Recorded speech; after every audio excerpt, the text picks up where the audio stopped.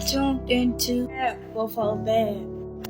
On tonight's episode of Bread Before Bed, we are in Genesis, the 21st chapter, and this chapter is subtitled Birth and Near Sacrifice of Isaac. And the Lord visited Sarah as he had said, and the Lord did unto Sarah as he had spoken. For Sarah conceived and bare Abraham a son in his old age, at the set time of which God had spoken to him. And Abraham called the name of his son that was born unto him, whom Sarah had bare, Isaac. And Abraham circumcised his son Isaac, being 8 days old, as God had commanded him. And Abraham was 100 years old when his son Isaac was born unto him. And Sarah said, God hath made me to laugh, so that all that hear will laugh with me. And she said, who would have said unto Abraham that Sarah should have given children suck? For I have borne him a son in his old age. This portion is titled Hagar and Ishmael Sent Away. Verse 8 reads, And the child grew and was weaned, and Abram made a great feast the same day that Isaac was weaned. And Sarah saw the son of Hagar the Egyptian, which she had borne unto Abraham, mocking. Wherefore she said unto Abraham, Cast out this bondwoman and her son, for the son of this bondwoman shall not be an heir with my son, even with Isaac. And the thing was very grievous in Abraham's sight because of his son. And God said unto Abraham, Let it not be grievous in thy sight because of the lad, and because of thy bondwoman, and all that Sarah had said unto thee, hearken unto her voice, for in Isaac shall thy seed be called. And also of the son of the bondwoman will I make a nation, because he is thy seed. And Abraham rose up early in the morning and took bread and a bottle of water and gave it unto Hagar, putting it on her shoulder and the child, and sent her away.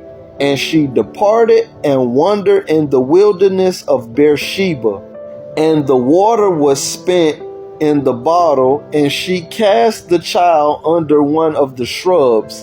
And she went and sat her down over against him a good way off, as it were a bow shot, for she said, Let me not see the death of the child. And she sat over against him, and lifted up her voice, and wept. And God heard the voice of the lad, and the angel of God called to Hagar out of heaven, and said unto her, What aileth thee, Hagar? Fear not, for God hath heard the voice of the lad where he is. Arise, lift up the lad, and hold him in thine hand, for I will make him a great nation. And God opened her eyes, and she saw a well of water, and she went and filled the bottle with water and gave the lad drink. And God was with the lad, and he grew and dwelt in the wilderness and became an archer. And he dwelt in the wilderness of Paran, and his mother took him a wife out of the land of Egypt. This section is titled A Treaty by a Well. And it came to pass that time that Abimelech and Phicol, the chief captain of his host, spake unto Abraham, saying, God is with thee in all that thou doest. Now therefore swear unto me here by God that thou wilt not deal falsely with me, nor with my son, nor with my son's son, but according to the kindness that I have done unto thee, thou shalt do unto me, and to the land wherein thou hast sojourned. And Abraham said, I swear. And Abraham reproved Abimelech because of a well of water which Abimelech's servant had violently taken away. And Abimelech said, I will not who had done this thing, neither didst thou tell me, neither yet heard I of it, but today. And Abram took sheep and oxen and gave them unto Abimelech, and both of them made a covenant. And Abraham set 7 ewe lambs of the flock by themselves. And Abimelech said unto Abraham, What mean these 7 ewe lambs which thou hast set by themselves? And he said, For these 7 ewe lambs shalt thou take of my hand, that they may be witness unto me that I have digged this well. Wherefore he called that place Beersheba, because there they swear both of them. Thus they made a covenant at Beersheba. Then Abimelech rose up, and Phicol, the chief captain of the host, and they returned into the land of the Philistines. And Abram planted a grove in Beersheba, and called thereon the name of the Lord, the everlasting God. And Abraham sojourned in the Philistine land many days. So what we got an opportunity to witness in this portion of text was the promise finally coming to pass. So we finally get a chance to witness Sarah at 90 years old, Abraham at 100 years old, have a baby. Could y'all imagine that? That's just like y'all great-great-grandma having a baby. So after a time period of the child growing up, after Isaac growed up, he got circumcised and he got weaned. That means he no longer took breast milk, right? And they were throwing a party for him. But what Sarah noticed is his older brother Ishmael, which was Abraham's son, but it was from their servant and not from Sarah. He was making fun of Isaac and basically bullying him and picking on him.